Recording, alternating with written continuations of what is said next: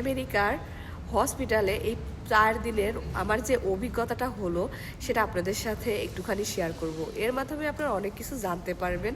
আমি সবসময় চেষ্টা করি কিছু তথ্য আপনাদের সাথে শেয়ার করতে, তো আজকেও সেটাই করব। হ্যালো, আসসালামু আলাইকুম, কেমন আছেন সবাই? আশা করি ভালোই আছেন। ভাই বোনেরা, আপনাদের দোয়া এবং আল্লাহর রহমতে আমি ভালো আছি। বাচ্চা নিয়ে আজকে বাড়ি যাচ্ছি, তো ভাবলাম যে আপনাদের সাথে এই যে আমার 4 দিনের যে অভিজ্ঞতাটা হলো সেটা একটু শেয়ার করি। আপনাদেরও জানা দরকার যে আমেরিকার হসপিটালগুলোতে কেমন রোগীদের সাথে ব্যবহার করে বা রোগীদের কীরকম সার্ভিস দেয়, এটা জানা উচিত। তাই মনে হলো আপনাদের সাথে ছোট্ট করে একটা শেয়ার করি। আজকের কথাগুলো অনেকের ভালো লাগতে পারে, অনেকের ভালো লাগতে নাও পারে, কিন্তু আমি সত্যি কথাগুলোই বলতেছি। আমার এই আজকের দিনে একটা কথা মনে পড়তেছে, বাংলাদেশের একটা হসপিটালে আমি গেছিলাম। আমার খুব বেশি ইনজেকশন দেখলে ভয় লাগে। আমি ইনজেকশনই নিচ্ছিলাম, কোনো একটা কারণে আমার অসুস্থতার কারণে ইনজেকশন নিতে হয়েছে।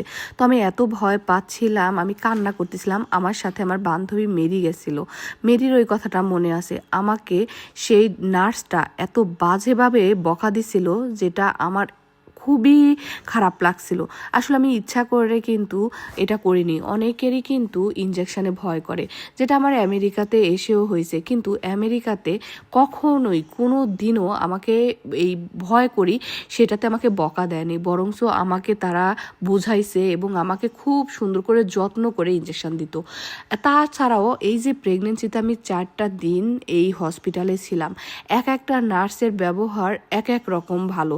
শুধু নার্স বলবো না, ডাক্তার থেকে শুরু করে সকল মানুষের ব্যবহার দেখলে আপনারা অবাক হয়ে যাবেন।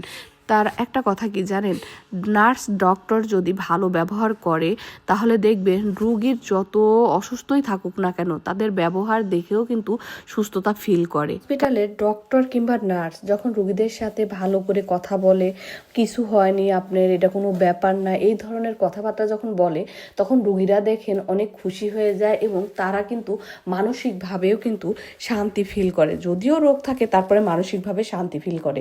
তো আমেরিকার ডাক্তাররা এই ধরনের ব্যবহার কিন্তু সব সময় করে। আমি হসপিটালে 4 দিন খুবই ভিআইপি ভাবে ছিলাম, কোনো কিছুই করা লাগেনি। মনে হয়েছে আমার লাইফের 6 বছরে মনে হয় 4 দিনই বেস্ট টাইম ছিল, কারণ আমার কোনো কিছু করার লাগে নাই। বাচ্চাকে খাওয়ানো থেকে শুরু করে এভরিথিং তারা করতো। ইভেন আমার সমস্যার মানে মেয়েদের তো অনেক রকমের সমস্যা হয় জানেন, বাচ্চা হবার পর ওনারা বাথরুমে পর্যন্ত ধরে ধরে আমাকে নিয়ে গেছে। মানে এত পরিমাণ কেয়ার করছে।